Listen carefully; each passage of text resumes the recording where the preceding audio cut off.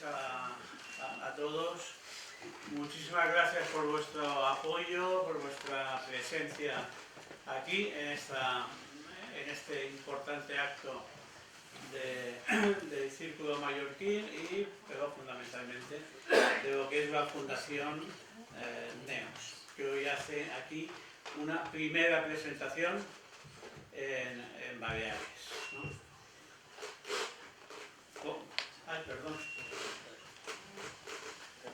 Bueno, en primer lugar, decir que ha habido, lo que yo imaginaba, bastante éxito. Jaime Mayor Oveja ya tuvo la oportunidad de venir aquí hace bastantes años y también con mucho éxito, y encima hoy, pues, acompañado de las personas que van a intervenir en este foro de hoy y con la propuesta de la Fundación NEOS, pues imaginábamos que iba a haber esta aceptación. Lo quisimos hacer en otro sitio donde hay más aforo, pero no ha sido posible. Y además, desgraciadamente, la conexión con la televisión, para los que están en la zona del bar, que ahí hemos colocado todo, hasta palomitas, ¿no? Pero no funciona la conexión. Tenemos que comprar el Parlamento otra vez.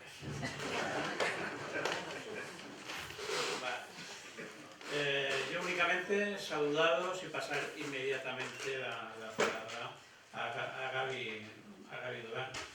Decir que interviene Jaime Mayor Oveja, presidente de la Fundación NEOS, Javier Martínez Fresneda, director general de la Fundación, Gaby Durán, una antigua, ya conocida de la casa, historiadora y miembro de la Fundación NEOS, y Juan Huguet, abogado.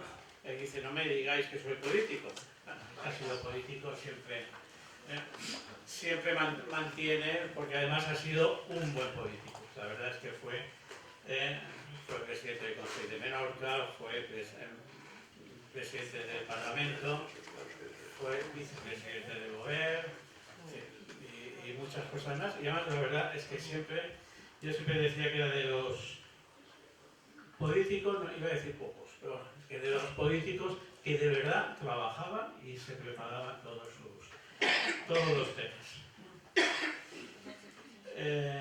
Y a lo largo del encuentro los ponentes pues compartirán un análisis del momento actual y abrirán un espacio de conversación orientado a la responsabilidad cívica, la recuperación del bien común y la reconstrucción de los fundamentos culturales que sostienen la vida democrática. La definición o el concepto o el título de la ponencia, una propuesta necesaria, pues se enmarca dentro del compromiso de NEOS por concienciar, convencer y movilizar a la sociedad civil. Lo siento, no entiendo lo que dices.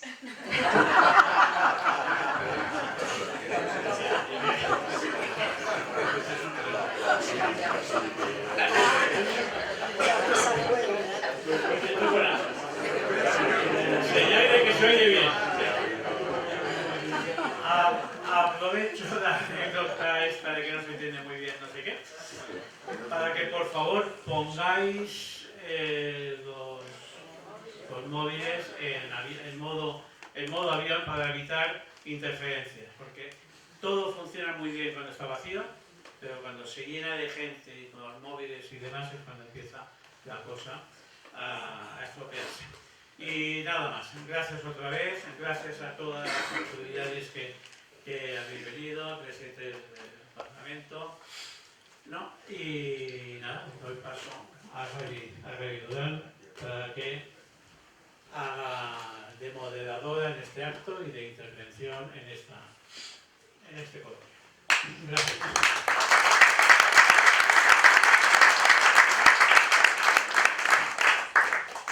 Muchísimas gracias, en primer lugar, a todas las personas que se han tomado la molestia. Hay un sitio aquí si alguien quiere, de momento.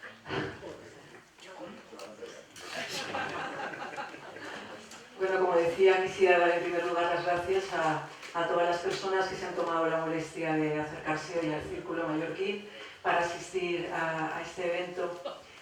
En segundo lugar, quisiera dar las gracias precisamente al Círculo Mallorquín. Somos muy conscientes de las dificultades que implica organizar un evento de esta magnitud y la verdad es que es un esfuerzo que tiene que ser muy valorado. Quisiera dar las gracias en su nombre al presidente del Círculo, que por otra parte, en fin, de él nunca he oído un no. Así que muchísimas gracias. Pero como se trata de que, aunque vean ustedes aquí 4 intervinientes, se trata de que haya un quinto interviniente, que en este caso son ustedes, vamos a ir directamente al grano y vamos a intentar establecer un diálogo ágil acerca de lo que es la Fundación NEOS, acerca de qué soluciones puede aportar y acerca de cuál puede ser nuestro papel en esta fundación. Les leo la definición de NEOS tal como aparece en su página web. NEOS es un movimiento de la sociedad civil que defiende la alternativa cultural basada en los fundamentos del humanismo cristiano como solución para una sociedad que ha perdido el rumbo. NEOS surge precisamente de las iniciales, es un acrónimo de los 4 puntos cardinales: norte, este, oeste y sur, y de hecho su símbolo es una brújula.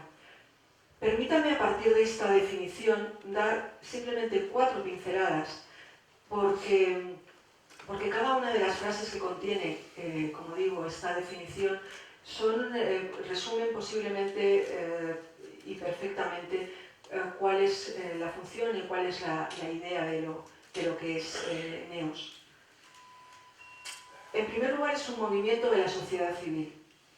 Por suerte, no son pocas las personas, muchas de ellas están aquí hoy, que ante la situación que estamos viviendo, que llevamos viviendo en las últimas décadas, pues en lugar de resignarse, en lugar de quedarse sentados en el sofá o limitarse a pasarse WhatsApps indignadísimos sobre lo que ocurría, pues como digo, se han levantado del sillón y han tomado postura y se han organizado en fundaciones, asociaciones, organizaciones, se han manifestado cuando debían hacerlo y lo han hecho para intentar afrontar todas esas amenazas, algunas de las cuales ya son hechos ciertos que estamos viviendo.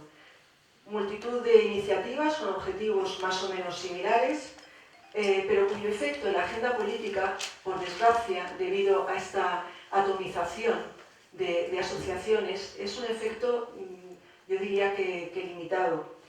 Y además, lo cierto es que cuando ha habido un mayor éxito de una manifestación, una concentración, cualquier tipo de evento, cuando ha tenido un mayor éxito ha sido precisamente cuando las asociaciones se han unido. Por todo ello, yo creo que surge la primera preocupación por parte de Jaime Mayor, decir, bueno, ¿qué tal si nos unimos y sumamos nuestros esfuerzos? Porque quizás de esa manera sí que consigamos más que cada una de las asociaciones de manera individual. Un segundo punto de la definición es: defiende la alternativa cultural. Esto es importante. Jaime Mayor, desde que lo conozco, ya han sido unos cuantos años, siempre he defendido un movimiento prepolítico. Pero cuando hablamos de movimiento prepolítico es importante señalar que no se trata de un movimiento precursor de un partido político, en absoluto. Y ahora les explico por qué no tiene en absoluto esa voluntad.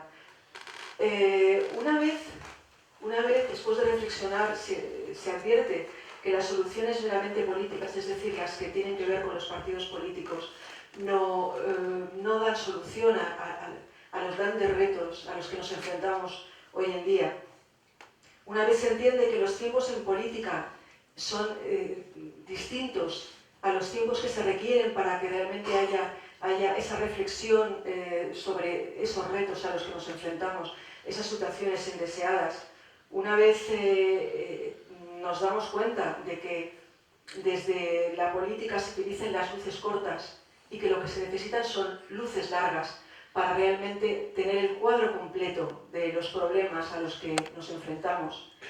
Y una vez uno advierte que los partidos políticos, por su propia naturaleza, tienen movimientos tácticos y de corto plazo, porque su finalidad al final, además del bien común, que eso es lo que se presupone, es o conservar el poder o llegar a él, y eso son 4 años. Cuando en realidad lo que se necesita es no táctica, sino estrategia, y se necesita reflexión para conocer cuáles son las raíces profundas de los problemas, de dónde venimos, para saber por qué estamos como estamos y para ver si es posible que haya solución a esos problemas a los que nos enfrentamos. Bueno, como de hecho ha hecho siempre la izquierda, que en ese caso esa alternativa cultural la ha tenido clarísima. Esa necesidad de dar la batalla cultural la ha tenido absolutamente clara, creando necesidades que no surgían de la gente, cuestiones que la gente igual no se había planteado nunca, que las convierten de pronto en derechos, pero insisto, sin que haya habido por parte de los ciudadanos una demanda previa, pero la han creado, la han sabido crear, y de este modo han influido en la agenda política. Entonces de eso se trata, dar la batalla cultural para acabar influyendo en la agenda política. En tercer lugar, Neos está basado en los fundamentos del humanismo cristiano. Yo sé que esto es algo que puede incomodar a algunas personas, pero bueno, no nos engañemos. Ya no es solo una cuestión de tradición, ya no es solo una cuestión de que Europa hunda sus raíces en los valores judeocristianos, no. La realidad es que todos los intentos de abordar cada una de las cuestiones que nos preocupan, todos los intentos que se han hecho desde otros ámbitos, a lo que han llevado ha sido, la verdad es que al desánimo. Lo cierto es que el mensaje de la verdad, de la justicia, de la misericordia, de la esencia trascendente del ser humano, de la dignidad del hombre con independencia de cuál sea el color de su piel, su lengua, su lugar de nacimiento, y esa dignidad, como digo, que merecen todas las personas, es un mensaje que, por sorpresa, lleva funcionando desde hace más de 2000 años. Y es un mensaje, me refiero por supuesto al mensaje del cristianismo, por si alguien no se había percatado, y es un mensaje que es el que ha inspirado a todos los movimientos que a lo largo de la historia han intentado recuperar o han intentado dar dignidad a las personas, siempre y cuando lo hicieran desde la honestidad, desde la recta conciencia y por supuesto jamás utilizando la violencia. Y aún una última pincelada. Es una solución para una sociedad que ha perdido el rumbo. Bueno, quizás crean que se trata de una afirmación algo exagerada, o quizás crean que es una afirmación que se queda corta. Lo cierto es que les cuento que el impulsor de esta iniciativa, Jaime Mayor Oreja, ha sido siempre o ha vivido siempre bajo un síndrome del que probablemente no fuese consciente. Es lo que sería el síndrome de Casandra.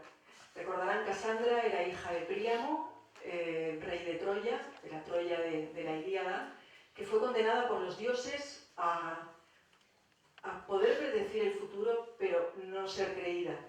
Eso es lo que le viene sucediendo a Jaime Mayor, desde luego yo desde que lo conozco. Lleva décadas, por ejemplo, alertando sobre la deriva de nuestro país con términos como Frente Popular, refiriéndose a lo que parecía improbable unión entre la izquierda, la extrema izquierda y el separatismo, en la misma línea que los años 30. Bueno, creo que ahora mismo este panorama nos suena, es el que tenemos en la actualidad. Lleva también tiempo hablando de que la disolución de ETA no era tal, que ETA se blanquearía y que ETA estaría en las instituciones. Lleva mucho tiempo hablando de la desintegración territorial e institucional de la nación española. Y lo cierto es que cuando hablaba, y debo decir que he sido testigo de ello, se decía, bueno, quizás es un poco exagerado, no es para tanto. Jaime Mayor es un radical. por decir todas estas cosas. Pero lo cierto es verdad, y verdad es que cada una de las cuestiones que él ha predecido, pronosticado, siempre fruto de la reflexión, se han ido cumpliendo inexorablemente. Y lo mismo cuando hablaba del declive moral de Occidente, del declive moral del país, de las consecuencias, bueno, del plano inclinado, ese que se inicia con nuevos derechos y acaba con aberraciones, del triunfo del relativismo frente a la verdad, del proyecto político y cultural de la izquierda que se va cumpliendo en todas sus fases. Y eso coincidirán conmigo que actualmente es nuestro ecosistema.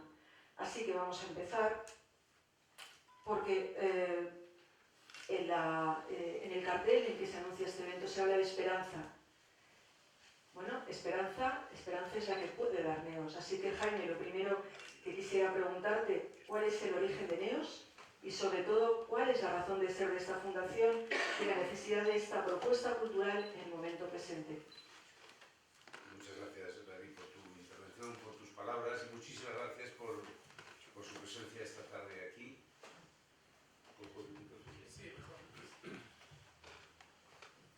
Muchísimas gracias por su presencia. ¿Se me escucha al final razonablemente bien? Bueno, primero vamos a decir que hoy no es la presentación de Neos, hoy es la pre-presentación. Yo la presentación espero y confío que podamos hacer un acto con muchas personas y con un grupo de Neos de Mallorca. Esto es un acto, digamos, previo que trate de animar e impulsar a las personas que quieran formar parte de Neos Mallorca. Yo voy a tratar, ante la pregunta que me haces, Gary, voy a ser un poquito más largo en esta primera explicación que en otras respuestas, pero me parece que tengo la obligación un poco de, en este acto, explicar el por qué yo personalmente me hizo de Neos o impulsé Neos una vez que terminé mi etapa en el Parlamento Europeo, que fue en 2014. Javier Martínez Fresneda, que es nuestro director general, explicará qué es lo que está haciendo Neos, qué actividades tiene, cuál es el impulso organizativo que estamos dando, cuál es nuestra presencia territorial en España, porque ya estamos como en 14 o 15 ciudades españolas como tal Neos, con un grupo modesto pero auténtico de Neos en cada una de esas provincias para abordar el debate, como decía Gary, cultural que vive en nuestra sociedad. Entonces, el primer porqué es, Neos nació desde la convicción que tuvimos, María Sángel y yo, y quizás yo un poco más, pero porque soy mayor que ella, pero un poco más, porque la crisis no es política, ni económica, ni social. La crisis está en los fundamentos. A mí no me gusta hablar de valores, está tan manido el uso de valores que quiero hablar de fundamentos y mandamientos. Los fundamentos producen mandamientos, los mandamientos se producen desde los fundamentos. Y en las tres etapas de mi vida política fue la misma conclusión, exactamente la misma. Yo estuve 20 años en el País Vasco, haciendo política en el País Vasco, desde el año 1977 al 1996. ¿Qué lección de vida extraje de aquellos años? Primero que la naturaleza de ETA. ETA no era una organización antifranquista. ETA mató singularmente cuando se aprobó la Constitución Democrática Española y cuando se aprobaron los estatutos de autonomía.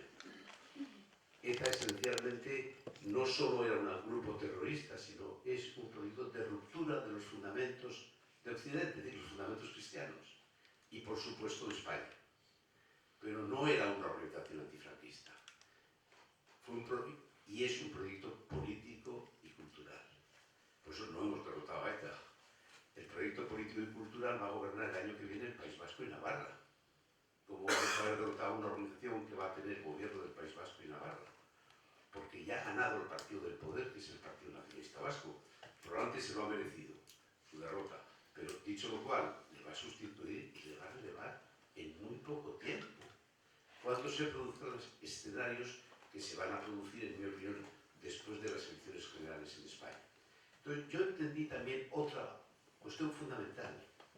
El País Vasco, mi generación, yo nací en el año 51, es decir, cuando aquello explotó, que no fue el 60 ni el 65, sino que fue el 68 y el 69 y el 70, al final del franquismo, persecución de lo vasco. No hubo una dictadura durísima en los pueblos vascos, es mentira. Eso es un relato. Fundamentalmente, en el País Vasco, los guardias civiles y policías nacionales siempre pedían destino a los pueblos vascos, porque vivían muy bien aceptados. No es verdad lo que lamentablemente ha sido un relato y ha faltado presencia cultural para tener el coraje de decir la verdad de lo que pasaba. Otra cosa es lo que sucede a finales de los años 69 y 70. Entonces, no es que esa generación, la mía, tenga una nueva conciencia de que ha nacido una nación. No es una conciencia nacional, no, es un fracaso de conciencias individuales y personales. Mi generación deja de creer, deja de tener referencias permanentes. Hay una pseudo-religión, que es la liberación nacional, que sustituye a la religión de siempre. Y no pueden subsistir en una conciencia dos religiones o pseudo-religiones. El movimiento de liberación nacional vasco expulsó la religión católica y el País Vasco ha pasado de ser el país con más vocaciones misioneras, con más prácticas religiosas, con más familias numerosas, exactamente las antípodas. ¿Por qué? Porque el nacionalismo, cuando una sociedad lo abraza, es como ese puente que cuando se abraza a él, una sociedad empieza a ser tradicional, conservadora y religiosa, abraza el nacionalismo y acaba siendo sociedades de la izquierda y de la extrema izquierda. Ejemplo País Vasco, ejemplo Cataluña. ETA va a sustituir al PNV porque la sociedad vasca se abrazó al nacionalismo y acabará siendo una sociedad de izquierdas y de extremas izquierdas. Entonces lo que hubo fue una suma de crisis amorfas, personales, que dejaron de tener convicciones, referencias permanentes, la fe. Ese es el problema del País Vasco. No es una nueva conciencia nacional que nace en un momento determinado. No, es una suma de crisis individuales de personas. Entonces, en esa primera etapa yo también entendí claramente que ETA no es más que un proyecto político y cultural, que fundamentalmente lo que pretendía era la ruptura de los fundamentos cristianos de nuestra sociedad. Un ejemplo, cuando hubo unas conversaciones del gobierno para hacer un contacto indagatorio con ETA en un pueblo de la provincia de Burgos, Juarros, al final el obispo, que había actuado simplemente de moderador para convocar a unos y a otros, lo había designado yo, Juan María Uriarte, les preguntó al final, yo no estaba, pero les preguntó a todos, ¿qué os parece que para celebrar este acto vamos a hacer una misa de acción de gracias? Claro, los de ETA, que estaban allí, Arnaldo Otegi, Díez Usabiaga, se echaron a reír. La ingenuidad del obispo era manifiesta. Pero si nosotros lo que queremos es destruir eso, no lo dijo él. Se rieron. La risa fue la expresión de veces lo que significa el desconocimiento de la naturaleza de aquella estructura organizativa. Pues bien, luego yo pasé, después de estar esos años en el País Vasco, pasé al gobierno de España. Y también tuve mis lecciones de vida, mis aprendizajes. Me di cuenta que el nacionalismo vasco y catalán forman parte de un único movimiento. No es un nacionalista vasco distinto del catalán, es el mismo movimiento. Lo que cambia es la vanguardia y retaguardia del conjunto. Durante muchos años la vanguardia era el terrorismo de ETA. Actuó de vanguardia de los dos movimientos, del movimiento, es decir, del nacionalismo vasco y catalán. Unos sacuden el árbol, otros recogen las nueces. Y la aceleración de los procesos económicos vasco y catalán fue esencialmente derivado de la violencia. Hoy no hay energía nuclear en España, no por una reflexión de largos años, sino simplemente en aquel momento la violencia decidió desnuclearizar la costa vasca, cerrar Lemóniz, hacer un asesinato a camaleta del ingeniero Ryan. Y evidentemente lo mataron, y evidentemente cerraron la esperanza de la energía nuclear en el conjunto de España. Y lo mismo hay comunidades que parece que son singulares e históricas con esta razón. Si Cataluña era la extremidad del reino de Aragón y el País Vasco hemos sido siempre el extremo del reino de Castilla, la violencia terrorista. ¿Y eso qué significa? Que en la transición en España, con un acto terrorista, 1973, 20 de diciembre, Carrero Blanco es asesinado. Cambió la transición. Probablemente la hizo posible, pero la cambió. Y en el año 2004, el 11M, ¿qué hizo el 11M? Cambiar la dirección de España. Entonces la violencia ha sido determinante ha sido decisiva. Lo que sucede es que, es lo que yo aprendí también en el gobierno, que hubo en España dos miedos en aquellos años. Uno del nacionalismo, especialmente el PNV, y el otro de la izquierda española. El miedo, el pánico que le entró al PNV fue un espíritu de Roma de julio del 97. Porque pensaron que aquella movilización de millones de españoles no solo era el final de ETA, era el final del nacionalismo. Y entonces abrazaron a ETA al año siguiente, el 12 de septiembre del año 98. Porque les entró el pánico. Porque pensó que España podía con el terrorismo y con el nacionalismo. Y luego, años después, cuando el Partido Popular obtuvo mayoría absoluta en las elecciones del 2000, al que le entra el pánico es a la izquierda española. Y repite lo mismo que le pasó en la Segunda República. Cuando ganaron las derechas, tuvimos la Revolución de octubre del 34 y el Frente Popular del 35.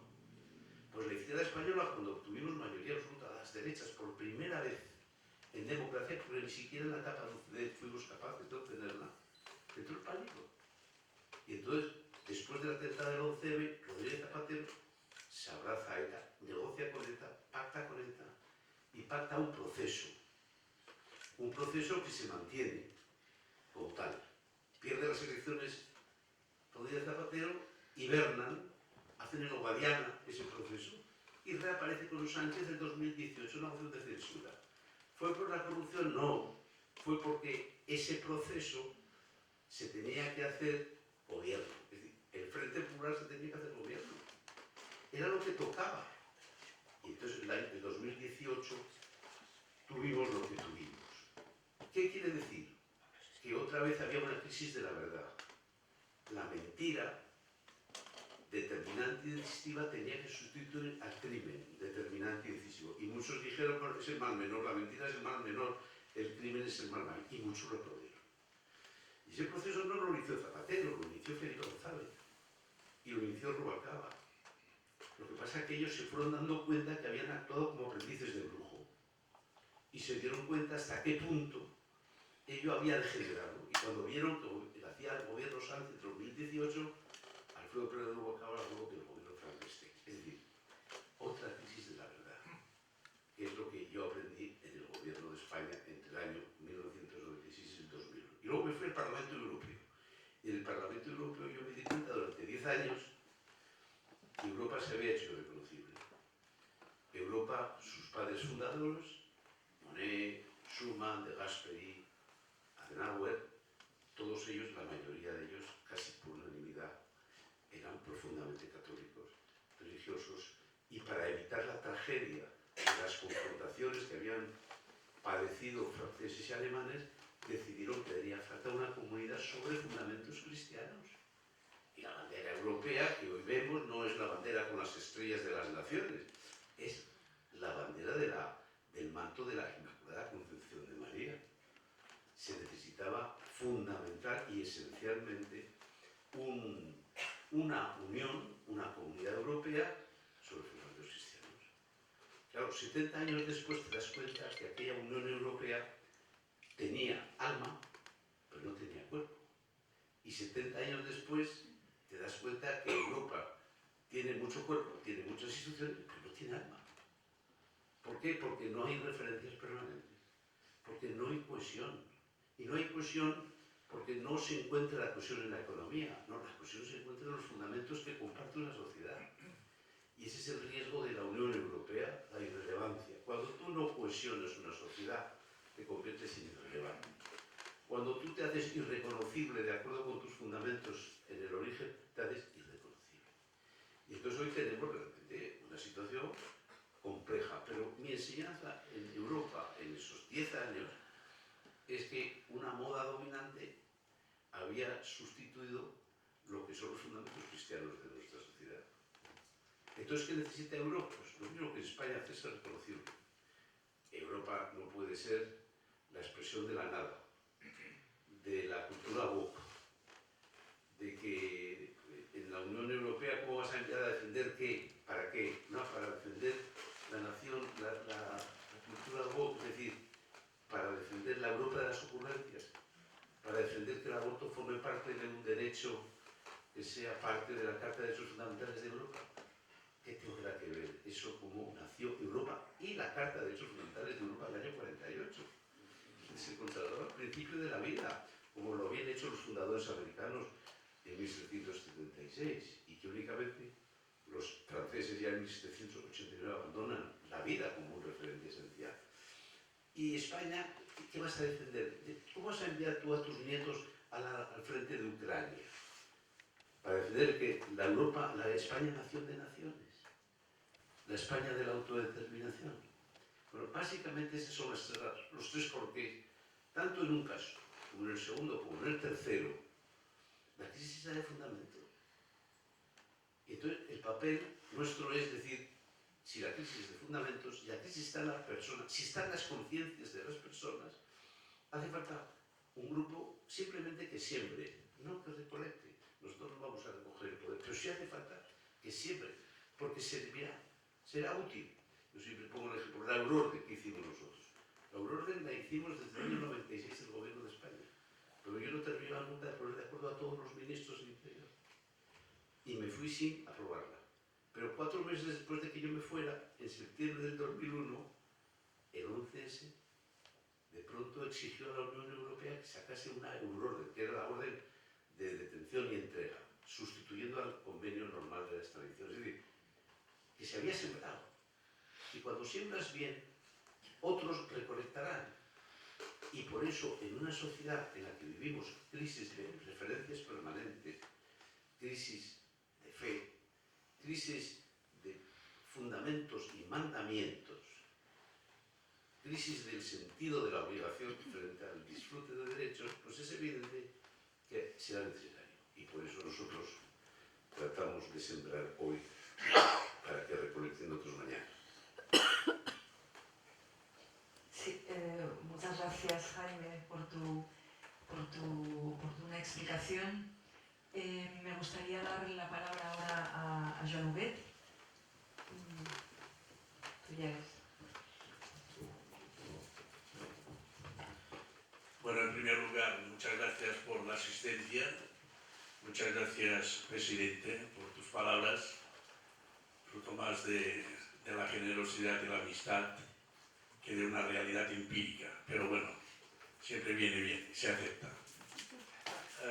En estos momentos uno tiene la tentación de utilizar la escuela italiana, que es la improvisación, que se suele decir que de la improvisación se hace virtud.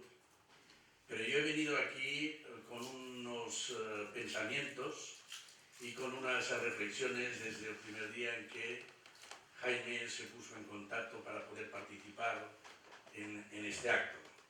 Por lo tanto, me deba.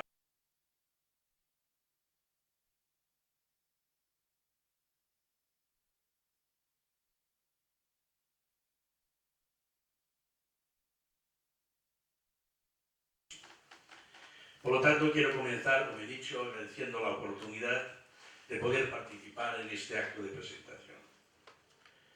No hablo desde una militancia partidista, ni desde una adhesión ciega a ninguna sigla, sino desde mi independencia personal, desde mi conciencia y desde la reflexión profunda sobre unos fundamentos, suprimo la palabra valores, sobre unos fundamentos que considero esenciales para la convivencia, la libertad y el futuro de nuestra sociedad.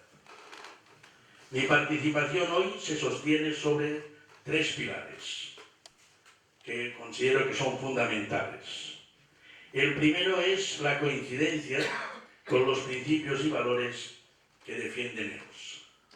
El segundo es más íntimo. Es un compromiso moral y ético conmigo mismo. El tercero es la amistad y reconocimiento hacia una persona que considero un referente desde dichos principios, que es Jaime Mayor Oreja. Ya lo hemos dicho, vivimos momentos decisivos. No es una exageración, ni un recurso retórico, es una constatación. Nuestra sociedad atraviesa una profunda crisis cultural y moral, una crisis que no siempre se percibe a simple vista, porque no se manifiesta solo en indicadores económicos, estadísticas o conflictos visibles, sino en algo más hondo, en la manera en que pensamos, hablamos, educamos y cómo entendemos al ser humano y su dignidad. Durante décadas se nos ha dicho, todo es relativo, no existen verdades sólidas, los principios son negociables y cualquier afirmación tiene sospecha. Se ha instalado una cultura que confunde tolerancia con renuncia, pluralismo con silencio y libertad con ausencia de límites. El resultado no ha sido una sociedad más libre, sino una sociedad más frágil, más polarizada y menos capaz de dialogar. Hoy asistimos a la imposición de una filosofía dominante, a menudo llamado woke, que se presenta como moralmente superior, pero que en la práctica reduce la complejidad del ser humano a etiquetas, entidades cerradas y marcos ideológicos rígidos. Una filosofía que dice defender la diversidad, pero que castiga la discrepancia. Que habla de la inclusión, pero excluye a quien no repite lo políticamente correcto. Que denuncia supuestas opresiones, mientras impone una forma de pensamiento único. Este es el diagnóstico que debemos atrevernos a hacer con toda honestidad. No estamos ante un simple debate de modas culturales, sino ante una batalla. Una batalla por el sentido de la vida, una batalla por la verdad, una batalla por el sentido común, una batalla por la libertad real. Y lo más preocupante no es que solo las fuerzas y las corrientes están invadiendo todo el panorama social y político, ya no solo de España, sino de Europa y me atrevo a decir del mundo occidental, sino que esta batalla no la podemos ganar si nos instalamos en la comodidad.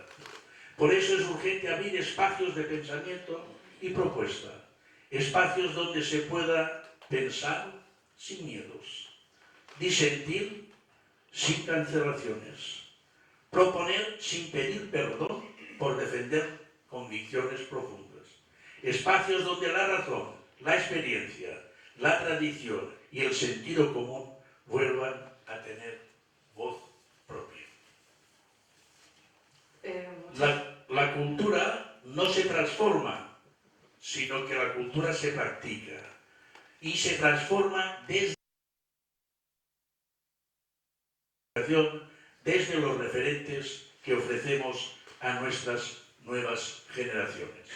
Con este propósito he venido a participar para dar apoyo a esta presentación y a este movimiento. Y espero que todos tengamos en estos momentos esta semilla que Jaime dice que vamos a sembrar, que se tiene que sembrar en cada uno de nuestras conciencias, cada uno desde su lugar, cada uno desde su responsabilidad. Gracias.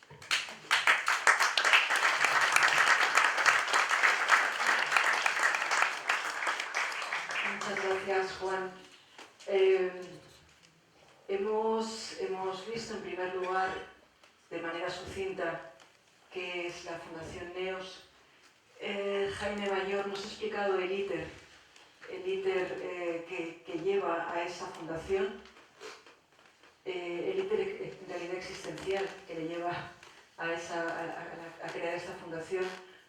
Joan Huguet acaba de hacer un análisis profundo sobre algunos de los males que acogen a nuestra sociedad, y ahora Javier Martínez Fresneda, director de NEOS, después de haber explicado el qué, ahora explicar el cómo de esta fundación.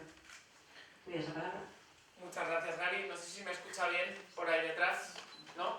Bueno, vamos a lo tradicional.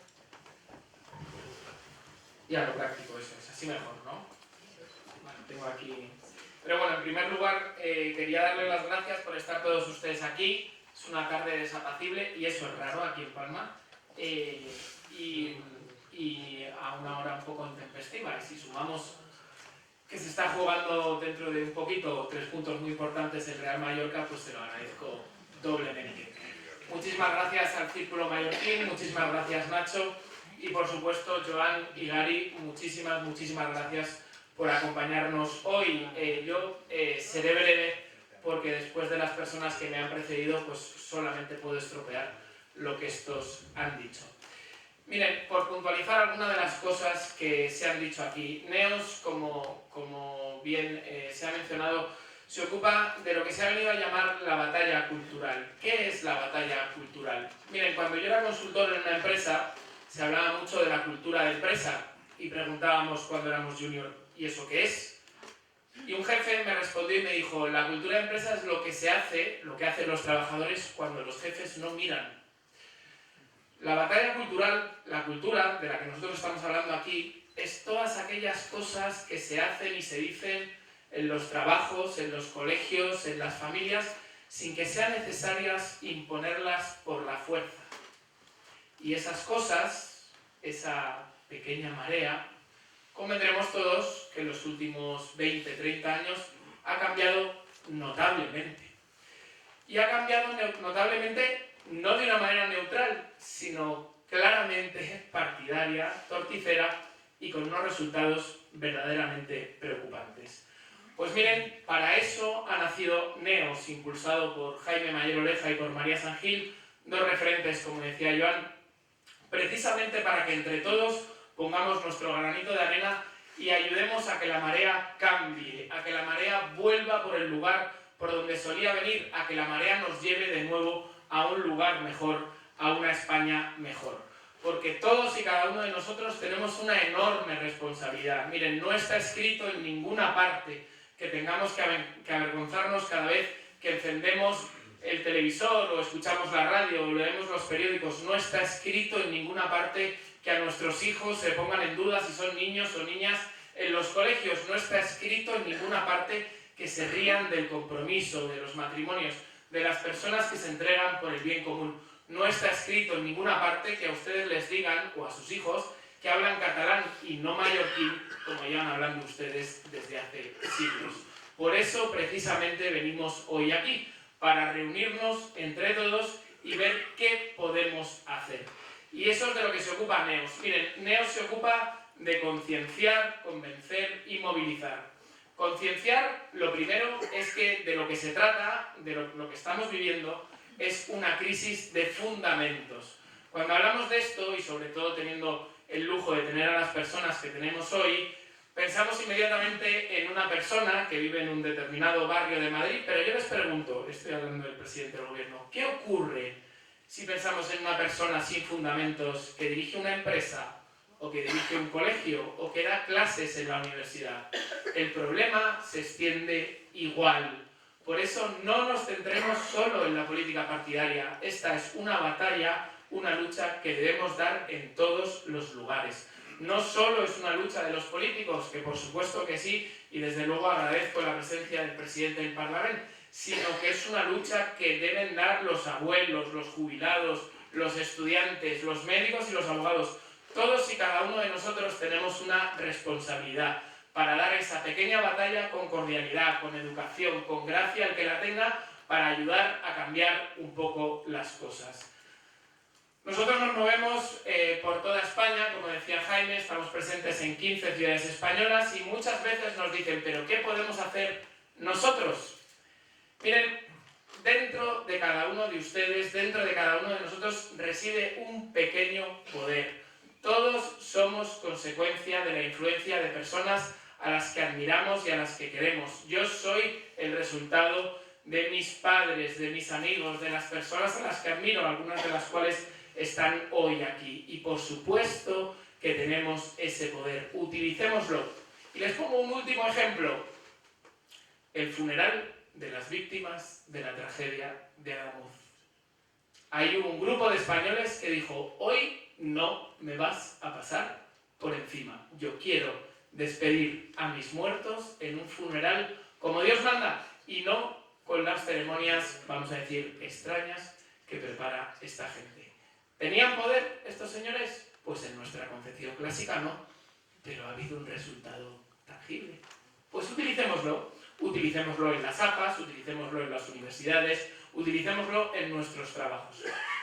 Bien, pues sabemos en primer lugar qué es concienciar, en segundo lugar convencer lo que les estaba diciendo, hay una alternativa, hay una España mejor si ponemos en marcha esta alternativa. En la de Neos se compone de 4 puntos cardinales, siguiendo con el simbolismo de la brújula.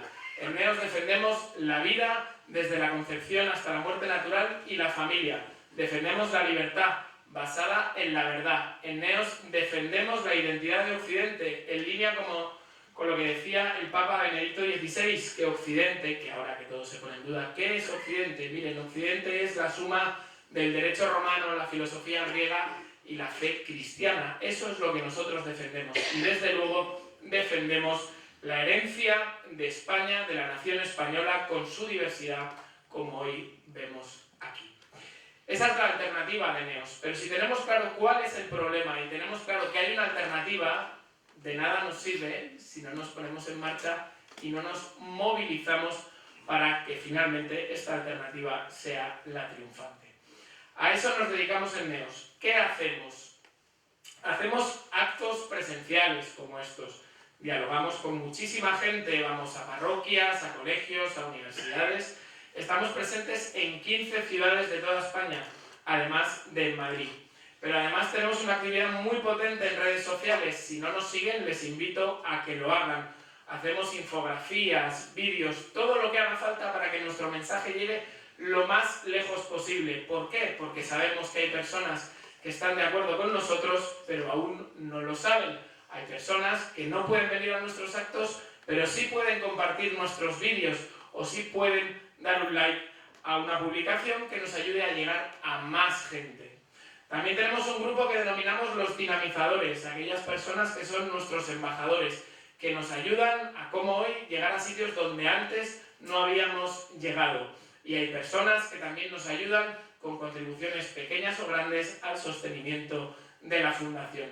Todo eso es lo que hacemos en Neos. Muy importante, que se me olvidaba también, nuestros grupos de trabajo. Tenemos 8 grupos de trabajo con profesionales de grandísimo reconocimiento, haciendo pequeños informes que nos ayudan a posicionar nuestra opinión acerca de temas muy concretos. Hasta ahora les recomiendo 3 informes, los que hemos publicado.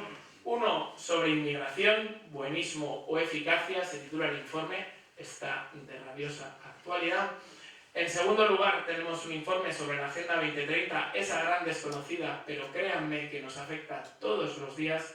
Y tenemos un informe sobre España, la situación actual de España. España en el abismo, lo hemos titulado, en definitiva, el testamento político de Jaime Mayor Oreja y de su vida pública. Poco más me queda por decirles, más que se unan a nosotros, formen parte de la alternativa. Está muy bien indignarse, yo también estoy indignado, pero es necesario dar un paso más. Como les decía, ejercer ese pequeñito poder que reside en cada uno de nosotros. Así que, una vez más, muchísimas gracias por estar aquí y ojalá nos veamos muchísimas veces más.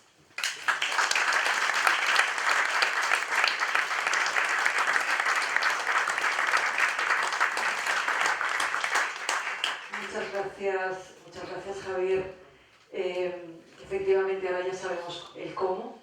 Creo que esto les habrá dado además una idea bastante clara de qué se trata, de lo que estamos hablando, pero si volvemos de nuevo a la reflexión de la que nace Neos, hay una cuestión que me gustaría plantear a Jaime, que tiene que ver con la verdad, con el relativismo, el modo como esa situación de la verdad, esa victoria del relativismo afecta a las libertades fundamentales, a la libertad de expresión, a la libertad religiosa y el modo como estamos viviendo ahora mismo lo que podríamos llamar una cultura de la cancelación.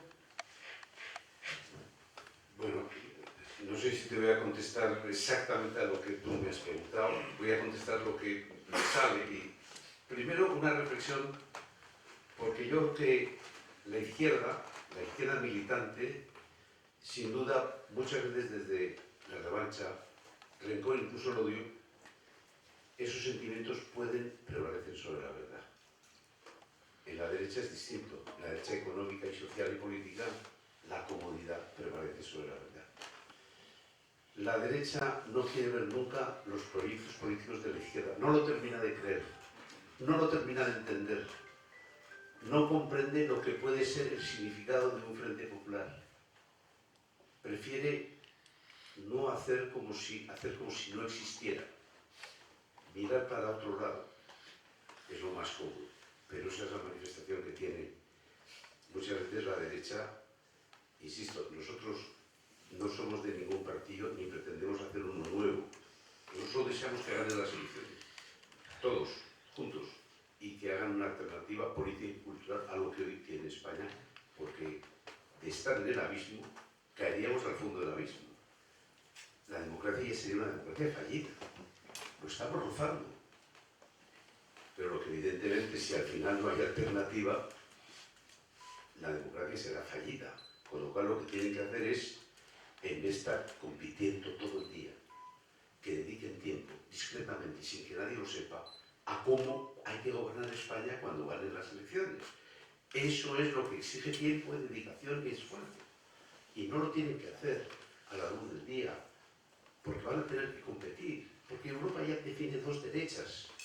Una derecha más institucional, más relativista, otra derecha más reactiva y más estruendosa. Pero están obligados, la necesidad se va a hacer virtud, lo tendrán que hacer entender. Y luego hay una cosa que a mí siempre, yo recuerdo cuando iba a entrar en el gobierno, un día enfrente de la playa de la Concha, en San Sebastián, habían matado a un miembro de la Archancha, Dorado, y coincide con Arzayus. Esto era el mes de mayo de 1996. Arzayus alguien le había dicho, probablemente a lo mejor el presidente Aznar, que yo iba a ser el futuro ministro del Interior. Y Arzayus me dijo una cosa aquel día enfrente de la Concha de San Sebastián que no olvidaré nunca. Me dijo: Jaime, sí que vas a ser ministro del Interior, pero no te equivoques nunca. España nunca es ni será una nación como Italia, como Francia, como Alemania o como Gran Bretaña. España es y será siempre un foco. Un foco es un mercado árabe en el que todo se compra y se vende. Por ejemplo, Sánchez. Eso es un foco. Pero yo nunca le hice caso y yo traté siempre, en la medida de mis posibilidades, de que España actuase como una gran nación y que afrontase el terrorismo como una gran nación y que no lo hiciese negociando ni dialogando con los terroristas, sino desde la ley, solo la ley y nada más que la ley. Bueno, y yo creo que la tragedia es que en España estuvimos a punto de conseguirlo, pero entraron los miedos del nacionalismo y de la izquierda. Hicieron lo que han hecho. Esa es la crisis de la verdad.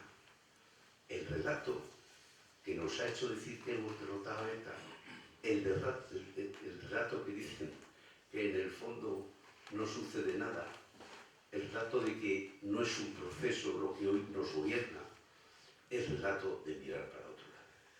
La izquierda, en la izquierda se manifiesta desde muchas veces el rencor. Luego, cuando dejan de ser socialistas, son mejores que nosotros, más valientes que nosotros, tienen más capacidad de comunicación que nosotros, pero cuando militan son implacables. Y la derecha es cómoda por naturaleza. Esas dos correcciones tenemos que entenderlas y comprenderlas. De la que depende de nosotros, que la derecha deje de ser cómoda, que la gente, que la derecha se una. Toda la historia, desde que yo estoy en la OCDE, ha sido una historia de refundaciones, de separaciones, de convergencias, de sumas. Y empezó eso, ha habido un PSOE desde el año 77. Nosotros nos hemos ido de UCD, luego Alianza Popular, simultáneamente, PDP, luego hacemos la refundación del partido, ahora otra vez se vuelve a diseñar la derecha. Esto es una historia de desuniones, de divisiones, porque falta el esfuerzo, contrario a la comodidad que exige la unidad de nuestro espacio político. Sí. Una última cuestión antes de darles la palabra. Ahora mismo son las 9 menos 2 minutos. Creo que 15 minutos de intervenciones del público, de ese quinto ponente, creo que pueden ser interesantes.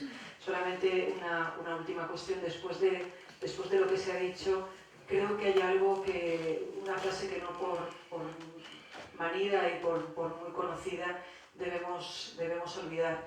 Sobre todo en el círculo he tenido siempre la sensación, cuando se han dado determinadas conferencias, la gente salía diciendo, bueno, pero ¿qué podemos hacer? Ya, esto es horroroso, pero ¿y nosotros? Por eso quisiera recordar esa frase, digo, tan conocida de Burke, que dice, el mal triunfa porque los buenos no hacen nada. Vamos a hablar, por supuesto, que nosotros somos los buenos y por una vez, y tal como nos ha indicado Javier, utilicemos nuestro poder poco o mucho para cambiar las cosas. No esperemos que venga un Mesías del cielo a cambiar nuestra sociedad, a cambiar nuestros valores, porque no va a ser así. Y desde luego, tal como comentaba Jaime, no nos asentemos en la comodidad, porque lo que tenemos en juego es demasiado grave. Así que muchísimas gracias y ahora la palabra es suya.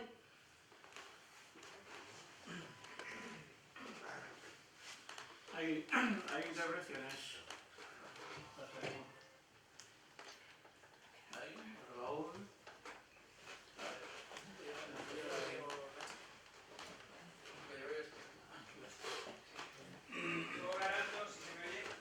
Jaime Mayor Oreja, quisiera preguntarle, ¿usted cree que Europa tiene prisa de caducidad a nivel identitario, básicamente por la amenaza del Islam? Y luego, a corto plazo, ¿cree que haya un gobierno de derechas en España o porque está claro que las dos derechas están condenadas a entenderse? ¿O más bien tenemos gobierno del Frente Popular para el rato o indefinidamente? Gracias. Bueno, empezando por lo segundo, ya lo digo, yo creo que ya hay una mayoría natural frente al Frente Popular. En el año 82, Manuel Fraga siempre defendió la mayoría natural y nos llamó a los que estábamos en UCD y a los que estaban en la Alianza Popular. La mayoría natural no existía porque Felipe González tuvo 202 diputados, ellos eran la mayoría natural, pero tenía razón Fraga. Había que haber hecho en el año 82 un acuerdo entre UCD y Alianza Popular y no lo hicimos. Y tuvimos que tardar 14 años en que Aznar gobernase en España el año 96. Si hubiese habido dos partidos, UCD y Alianza Popular, en aquellos años, UCD hicimos la transición, Alianza Popular se preparaba para hacer la transición del centro-derecha. Habíamos con unos papeles distintos, pero la base social era muy parecida. Yo recuerdo siempre en el año 82 cuando le traté de convencer a un gran líder político, que yo era un crío, yo tenía 29 años, era delegado al gobierno del País Vasco, y fui a comer con Ariza, José María de Ariza. Él había sido no de Alianza Popular, era de Coalición Democrática, una fórmula que se presentó en el año 79, había fracasado. Y llegaba el 82 y yo le traté de convencer que como habíamos conseguido UCD Alianza Popular, el acuerdo, el único sitio en el País Vasco, porque Marcelino Oreja, Santiago Abascal Padre, y yo y unos cuantos decidimos que allí había que ir unidos. Entonces yo le dije, mira, don José María o José María, que es mejor Marcelino Oreja y Areiza que sean la representación de esta reunificación del centro-derecha. Y me dijo, mira, no, yo ya he decidido que tengo que sostener a los 4 millones del centro político en España y me voy a presentar con UCD en Santander. Que un vizcaíno se presente en Santander ya de por sí es un disparate.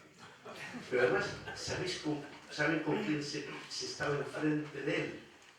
Alfonso Osorio, que había sido de la OCDE vicepresidente del gobierno de Adolfo Suárez, el que hizo gobierno.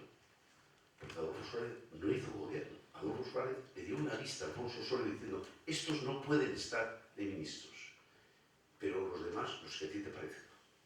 Bueno, Adolfo, resulta que Alfonso Osorio se presentaba por Alianza Popular en Santander y José María de Ariza se presentaba por UCD en Santander. Yo ya entendí, ya disparate de la desunión de la UCD y de la Alianza Popular. Había que haber buscado otra forma.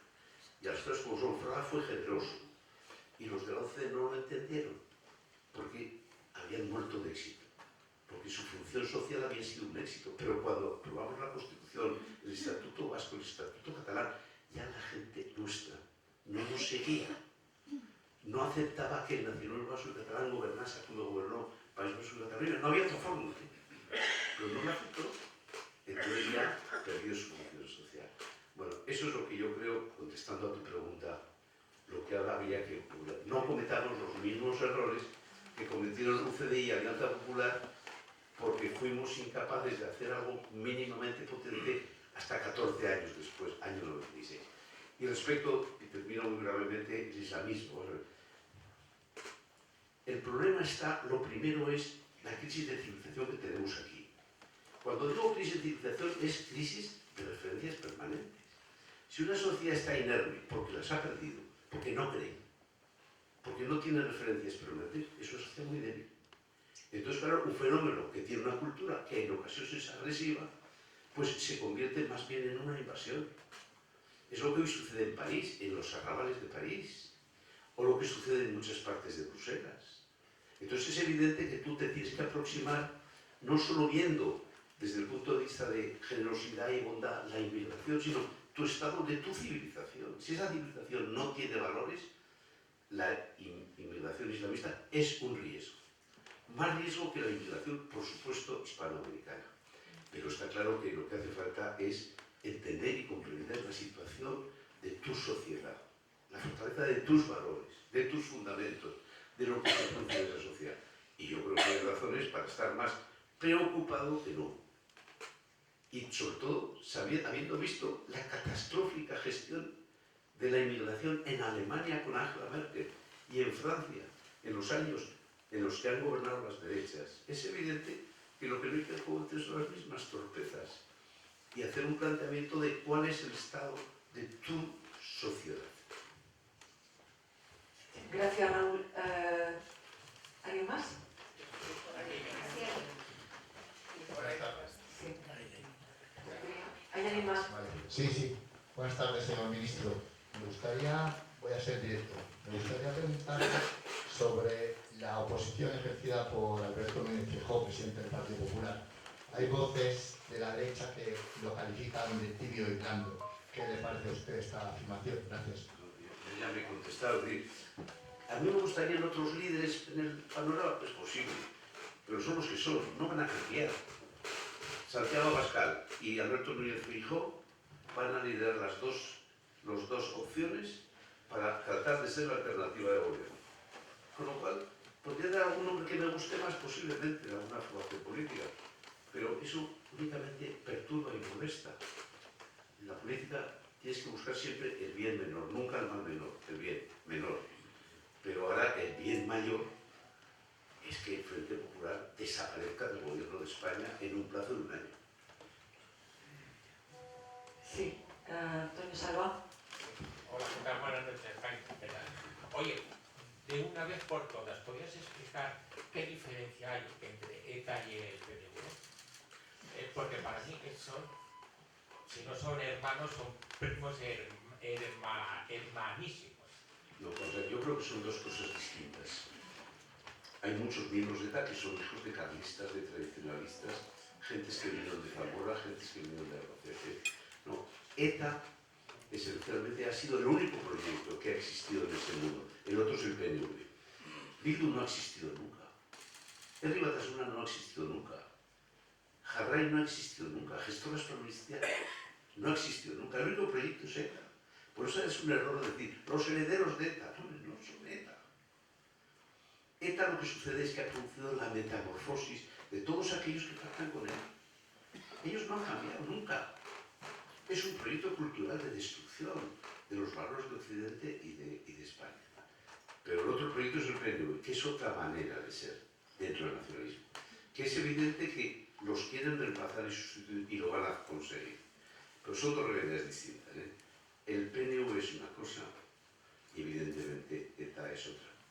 Pero tú piensas que los hijos de los tradicionalistas vascos, En aquellos terribles años 60, 68, 69, se hicieron de ETA.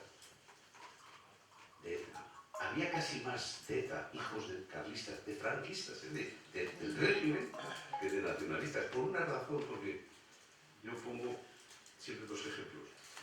Blas Mujica Carmen.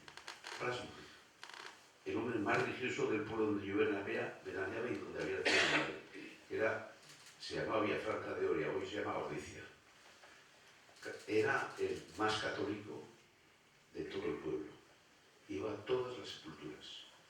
Acompañaba en los momentos de desolación a sus familiares. ¿Qué sucedió? Que sus dos hijos se hicieron de ETA. Había participado en el tercio de Oriamendi, de Franco, el año 36. Y un día que llegó la Guardia Civil y se escaparon por la ventana, llegó la Guardia Civil y le dio una patada en sus partes a Blas.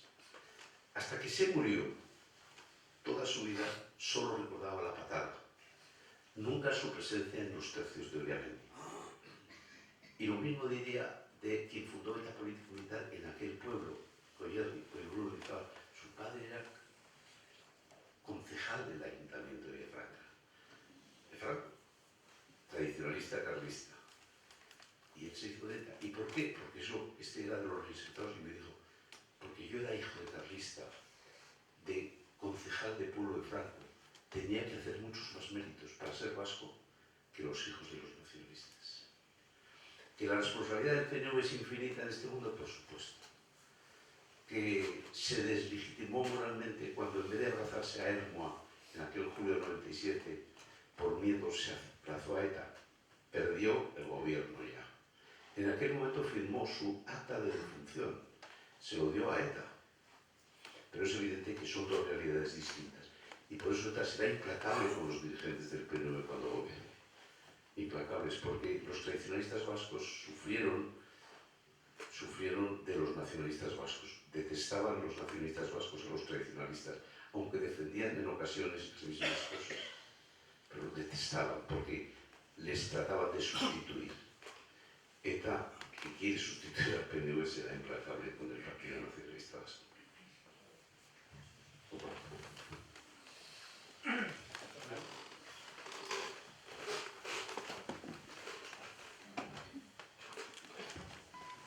Bueno, yo voy a dar el primer paso para saber cómo arbitrar la futura actuación de los ciudadanos como grupos integrados en asociaciones constitucionalistas y esta realidad que es que algo hay que hacer y es la pregunta que nos hacen todos los ciudadanos. ¿Qué tenemos que hacer? ¿Qué es lo que ahora podemos hacer?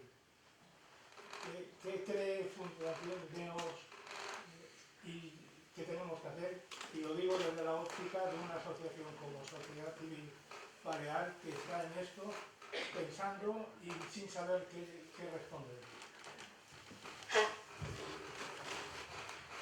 No, yo sé lo que he tratado de hacer yo, pero no sé lo que tiene que hacer cada uno. Es una respuesta muy personal. Lo que sí es cierto es que yo creo que todos tenemos que ser más partícipes en la búsqueda de una alternativa. A los partidos políticos hay que animarles, sin exigirles ni criticarles, pero que sean capaces de tener esas luces largas que Dani antes nos ha contado, ¿no? Las luces cortas. A mí qué más me da que el PP tenga 140, que 150, y que nos tenga 80, que 90. Lo que hace falta es que sean capaces de en un año, es que no hablamos de 10 años, en un año, presentar la alternativa de futuro. Entonces, pues cada uno debe participar más en esa tarea.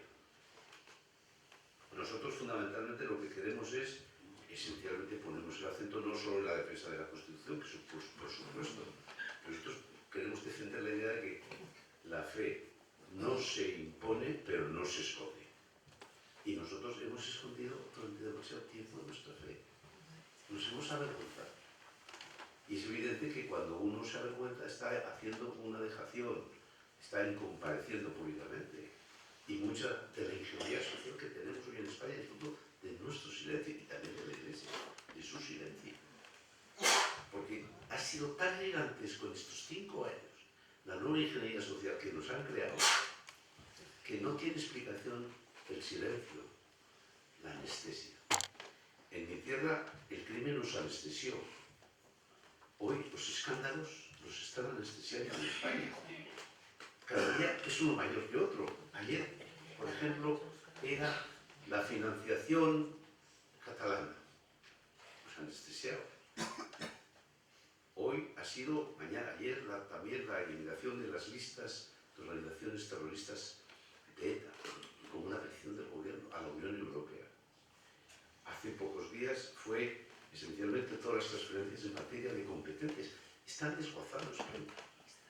Y yo creo que nos estamos acostumbrando a sus escándalos. Nos estamos acostumbrando y hay una anestesia inquietante, en mi opinión, de falta de acción y de respuesta. Y no se hace con el insulto. Tú con el insulto puedes desahogarte, pero hay que tener más capacidad de hacer cosas en común que demuestren una respuesta de una sociedad. Y hace falta entender mejor, lo primero es entender lo que tenemos delante, que no lo hemos entendido. César Alonso Ríos, que era un periodista muy amigo mío, siempre me decía: los de las derechas no entendéis los proyectos de la izquierda, os dan sopas con onda. Sopas con onda. Y se enfadaba conmigo a veces. Porque yo, evidentemente, claro, yo tenía siempre tenía la obsesión de ETA porque la he vivido y lo he tenido de padre, pero que toda vez que hoy la vanguardia del movimiento nacionalista es el nacionalismo catalán, ¿eh? El nacionalismo catalán ha relevado a ETA en la vanguardia. Hoy tenemos un movimiento liderado por la vanguardia del nacionalismo catalán desde el momento en el que decidió dejar de matar en 2011, regalándose a Zapatero y a Rubalcaba para que ganase las elecciones. No las ganaron porque ya era muy difícil. Y en 2018, fundamentalmente, ETA, esencialmente, en 2011 desaparece definitivamente. Y en 2012 ya pactan los nacionalistas catalanes el Procés. El Procés simplemente es la vanguardia del movimiento nacionalista. El Procés se produce en 2012, cuando Esquerra Republicana de Cataluña hace un acuerdo con Convergencia y Unión en aquel momento, con Mas, y ya hacen el relevo. Los catalanes nacionalistas ya están en la vanguardia, ¿no? Todas esas cosas no las hemos entendido. Cuando hemos gobernado nosotros, del 2011 al 2018, no denunciamos el proceso de Zapatero con ETA. Miramos para otro lado. Y por eso pudo continuar aquel proceso como el Guadiana, pero se mantuvo. No entendemos que si pierden las elecciones, ese Frente Popular va a seguir y se va a refugiar en el País Vasco, en Navarra y Cataluña. Y van a hacer un pacto entre los tres gobiernos. Y van a hacer como otro pacto de Estella, otro pacto del Pinel, otro pacto de... Y van a mantenerse y van a decir: la ultraderecha ha gobernado España, está gobernando España. Ya caerá porque no hay inclusión entre los dos partidos. Pero nosotros nos vamos a refugiar. Vamos a decir: no pasarán. La extrema derecha no va a pasar en España. Y haga lo que haga el PP. Le van a decir que es la extrema derecha. Con Vox, con el apoyo exterior, es la extrema derecha. Y eso no entienden que eso forma parte ya de un Frente Popular que está no va a tener ni el Guadiana para esconderse, no, va a ser abierto desde el primer día en el que supuestamente haya esa mayoría natural que existe en las derechas. Entonces, lo primero que hay que hacer es entender lo que tenemos delante de nosotros, tomar conciencia, y si esa toma de conciencia, ayudar a que los partidos van bien, mal o regular, pero que son los que son los que tenemos, ayudarles a crear una alternativa, porque nosotros también, pues a lo nuestro. Que la fe no se impone, pero no se esconde, ¿eh? Sí, yo quería añadir muy rápidamente. Yo creo que hay veces que la situación es tan mala que queremos soluciones rápidas, y esto es lo primero que tenemos que decir alto y claro. Y hay que ser responsables y honestos. Soluciones rápidas y fáciles no hay ante esta situación. Si pensamos cuánto tiempo llevan ellos trabajando en este proyecto, entenderemos cuánto trabajo nos queda a nosotros por delante. Entonces, piano, piano, se va lontano. ¿Qué es lo primero que tenemos que hacer? Decir la verdad. Jaime acaba de decir una clave. La sociedad española está anestesiada. ¿Quién levanta la voz cuando se oye a nuestro alrededor todo tipo de barbaridades. ¿Quién levanta la voz? Mira, tenemos un buen amigo en Madrid, Gonzalo Figar, que trabajaba en una gran compañía de estas que cuando te toca hablar tienes que decir, me llamo Gonzalo y trátame masculino y mi pronombre es el masculino. Y un día se tomó mal el café y dijo, pues hasta aquí hemos llegado. En una reunión de 10 se levantaron 5 con él. Hay mucha gente, y no quiero ir al viejo anuncio, que sufre en silencio con nosotros. Entonces, lo primero es decir la verdad, y decirla en acto cordial y educadamente, sin ofender a nadie, pero decir la verdad. Eso ya es importante. Eso nos dará una idea del volumen que tenemos. Y en tercer lugar, organizarnos. Y entonces ya ahí sí que será el momento de empezar a cambiar las cosas. Eso no significa dentro de 10 años, no. Pero vamos a empezar por decir la verdad. En nuestra familia, en nuestro trabajo, en el colegio, en la universidad. Vamos a ver qué pasa. Decir la verdad y perder el miedo. Hemos llegado a las 9:20 y con el permiso del presidente del círculo creo que... Como presidente, ¿puedo hacer una pregunta?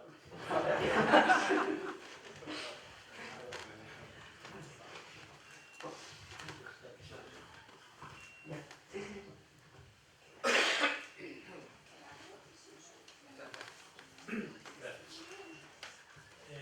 Yo quería preguntarte, en realidad lo que tengo en mente son dos preguntas. Una es, ahora que tenemos, ya se han hecho las elecciones en Extremadura. Tenemos la semana que viene, o este domingo, en Aragón. Luego vendrá Castilla y León. Me temo que los resultados van a ser muy similares. No, digo similares en el sentido de que va a haber una victoria del Partido Popular con un amplio apoyo de Vox. Entonces yo mi pregunta es, ¿qué es lo que propondrías tú a Vox y al PP que tienen que hacer en un momento tan fundamental como este? Y la segunda pregunta, y así ya, es, a mí personalmente me da pena, y eso que como presidente del Círculo Mallorquín y aquí hay miembros de la Junta Directiva, una de las cosas buenas que se han hecho es que está viniendo mucha juventud aquí al Círculo Mallorquín, lo cual nos da una alegría enorme. Además buscan los principios que hay en el Círculo Mallorquín y esto. Sin embargo, hoy aquí es que no ves a nadie. ¿Cuál es la propuesta de Neox hacia la juventud? La primera sé responder, la segunda no sé responder. Te respondo la fácil. O sea, yo creo que si me preguntasen mi opinión del PP y vos o los dirigentes, y hablo con ellos alguna vez, pero tienen que estar muy preocupados y muy ocupados en definir un proyecto de reversión de lo que han hecho en el gobierno estos años. Pero cuando tú gobiernas y cuando tú sabes que vas a ser ministro, si no has pensado hacer las cosas durante tiempo, no sabes por dónde empezar. Un proyecto de reversión de tantas cosas que han hecho, de tanta ingeniería social, de tanta ley de memoria histórica y democrática, lo primero que exige es pensar cuáles son las prioridades, los plazos, los calendarios en donde hay que producir la reversión de ese proyecto. Ordenarlos. Primero vamos a acabar con la ley de memoria histórica y memoria democrática. Esto no sirve una alternancia. El poder no es cambiar unas siglas por otras. No, tienes que cambiar todo un proyecto cultural que lleva incubándose en España 20 años, que empezó con la Galeusca de 1923, en una república confederada, la asociación de las tres naciones, Galicia, Euskadi y Cataluña. Que esto es un proyecto que no se inventa Sánchez, que es un proyecto que se hace segunda transición en España, pero que tiene que ser remontar al año 23. Entonces, lo que hace falta, y en 2013, el Partido Socialista en 2013 defiende exactamente esa república confederada en esa dirección. Entonces, lo que tienen que pensar es, vamos a ver, yo gobierno el día 14 de mayo del año 2027, porque hasta el final, pero hasta el final, es hasta el final. Y si yo fuese de los partidos, empezaría a organizar una organización, ahora la redundancia, electoral en paralelo, pero exhaustiva, porque Indra es una empresa que está dominada por ellos. No da los resultados, pero sí los anuncia. Cuando tú en unas elecciones las anuncias un resultado, luego es muy difícil cambiar las cosas. Luego hay un escrutinio electoral judicializado de acuerdo con la presencia de los partidos. Pero ojo, yo dedicaría mucho tiempo a evitar la gran trampa. Capaces son capaces, deseos van a tenerlo. Bueno, pero luego hay que pensar, si gobernamos el 14 de marzo, y hay que pensar qué proyectos de gobierno inmediatamente revierten los anteriores. ¿Por dónde empezamos? Y hay que empezar por los que parecen tan obvio. Yo creo que lo primero que haría si estuviese el gobierno es la ley de memoria histórica y la ley de memoria democrática inmediatamente fuera. Luego, si tú ya tienes una no nación con la financiación, porque una nación es un espacio de solidaridad. Si las comunidades más ricas pagan menos que las más pobres, tú te has cargado una nación como concepto. Entonces, la segunda medida, ¿cómo otra vez se vuelve a que haya una nación en el ámbito de los impuestos? En el ámbito fiscal. Tercero, la ingeniería social tendrá que tener alguna respuesta de ese gobierno. A lo mejor la ley de eutanasia no es necesaria que exista en España. ¿Te vas a atrever? Pues tienes que decir la eutanasia y hay que reducir también, en mi opinión, lo que ha significado una ampliación que ha hecho del aborto un derecho. Hay que definir un gobierno que el aborto no es un derecho. Luego habrá que regularlo, o sea, pero quiero decir, digo cosas por decir. Luego habrá que anunciar una reforma de la ley electoral. El orden.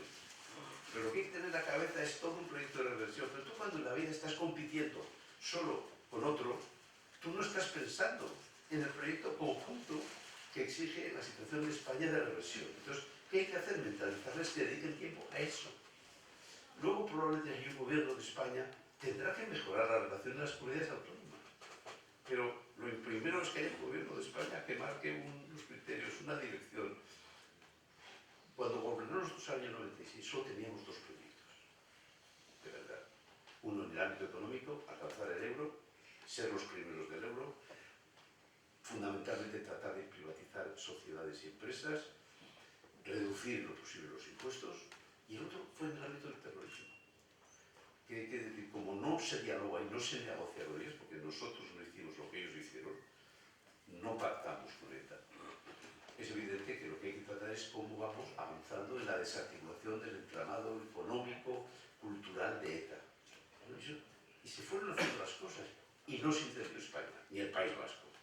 Cuando tú las asocias las cosas por orden, con criterio, con prioridades, de acuerdo con un esquema y un calendario, no sucede nada.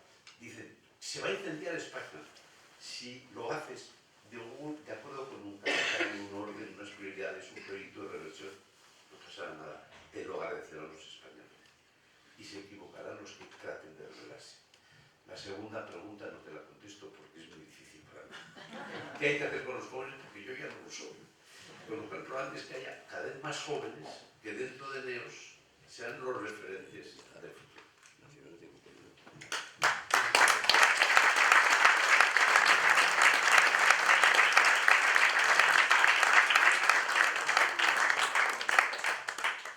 Bueno, pues vamos a terminar aquí el acto, no sin antes pues invitaros a todos, agradeceros vuestra presencia e invitados a una pequeña picada y una copa de vino mallorquín. Gracias de verdad, perdonar las incomodidades del espacio, que yo creo que ha valido mucho la pena, y desde luego a todos os digo que el Círculo Mallorquín, creo que como presidente de la Junta Directiva os puedo decir que tenéis todo nuestro apoyo y vamos a trabajar con Juan, con Gary, para conseguir jóvenes y que los jóvenes y que la Fundación NEOS vaya a paso. Gracias de verdad.